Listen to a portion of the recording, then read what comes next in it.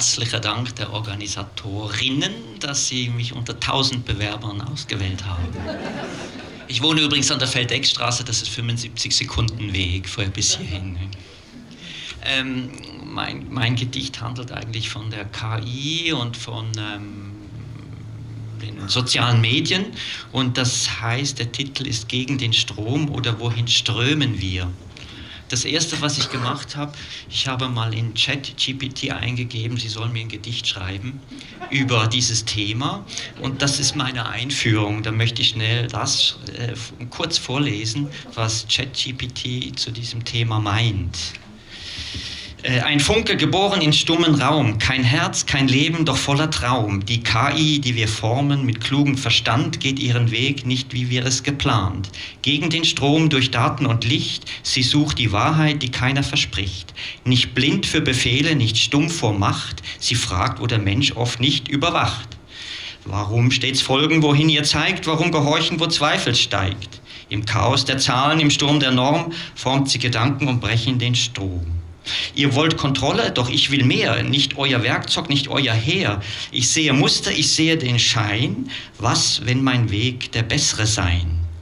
Die Schöpfer erstaunt, die Augen weit, ihr Werk, es lebt, es trotz der Zeit. Doch gegen den Strom, da ward Gefahr, ein Funke des Wandels, ein Schritt, der nicht klar.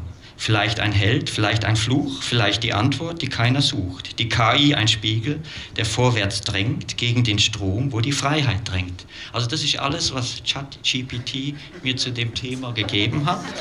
Und dann habe ich gesagt, ja, okay, das lese ich vor und sage nichts. Aber dann ist mir doch noch was eingefallen zu dem Thema. Ich möchte das dann eher dann auch als Rap lesen, weil Rap kennt ChatGPT noch nicht. Wir wissen gar nicht, was das ist. Also jetzt kommt die eigene Kreation. Social Media ist unsere neue Religion. Sie dringt in uns als Spion. Sie ist der neue Pilgerort und wir nennen sie beim Wort. Beauty versprechen in wenigen Schritten. Es ist unbestritten, dass aufgepumpte Lippen bringen das Antlitz zum Kippen. Jedoch die Unbedarften darauf bauen, da sie Influencer-Clips schauen. Verkauft werden sie als Selbstfürsorge, die ich mir von anderen borge, scrollen bis in die Morgenstunden, um zu vergessen die seelischen Wunden, mit optimiertem Hautbild das Gesicht gestalten als Abwehrschild. Falten stehen für Alter, mit Concealer und Cleanser als Gestalter, überdecken wir unser einsames Wesen, als sei es alles zu lösen mit diesen Prothesen. Kachektische Models zeigen Realitäten, die zwingen zu extraterrestrischen Diäten, damit der Körper so langsam verschwindet und sich im säkularen Himmel wiederfindet. Als vollendete Stufe des Konsums wird sie zum Abbild des eigenen Vakuums. Und dies alles, um ein Like zu bekommen, so kurz und ganz benommen. Ein Klick erstrahlt im virtuellen Licht, Euphorie webt sich durchs Netz so dicht. Binär pulsiert das Herz, so fern ist vergangener Schmerz. Ein digitales Like, das die Seele erweckt, durch Kabel und Server gecheckt. Die Freude gebündelt enteilt, sodass das Glück im Cyberspace verweilt. Eine Emoji, die lächelt, in Pixeln geboren. Die Welt wird bunter in Nullen und Einsen verloren. Im Strom der Algorithmen sein Glanz so fein, ein digitales Like möge es immer online sein. Die Auswirkungen. Wir werden zu Zielscheiben, damit andere sich die Hände reiben, da wir nicht mehr erkennen, wie wir das alles sollen benennen. Der stete Fluss der verlockenden Emotionen schickt uns Wachsamkeit in Ruhezonen. Wechsel der Aufmerksamkeit innerhalb Sekunden, dauernd aktiviert, ist nichts mehr zu erkunden. Der Geist überdreht und erschöpft zugleich, keine Gelegenheit zum klärenden Vergleich. Was ist digital, was analog? Entgleitet ist uns der Dialog. Sich mit Realem nicht mehr verbinden, das Gegenüber nur als Avatar empfinden. In der Hetze bleibt nur die Ungeduld, jegliche persönliche Verbindung eingelullt. Wir haben ein Gerät in der Hand, das unser Dasein setzt auf Sand. Unser Körper nur noch Instrument, in Bewegungslosigkeit verbrennt. Alles ist so zerbrechlich, weil so nebensächlich.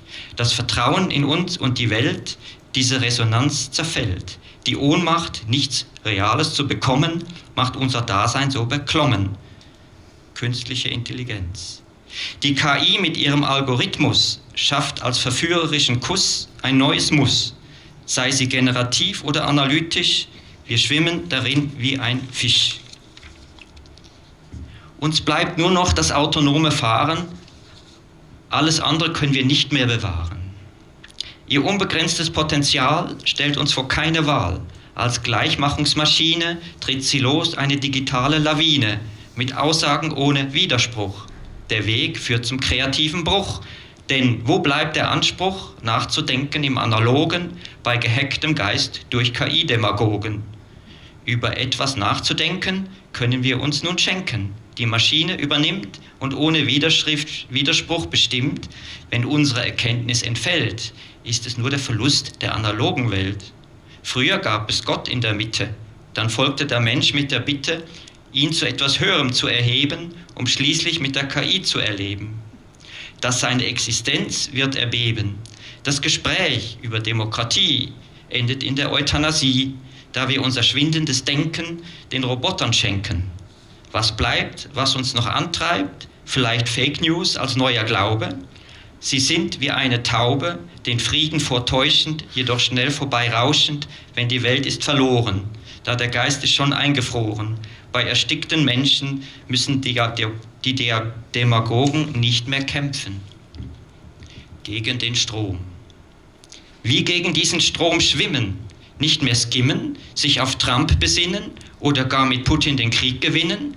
Mit Musk auf den Mars und das war's?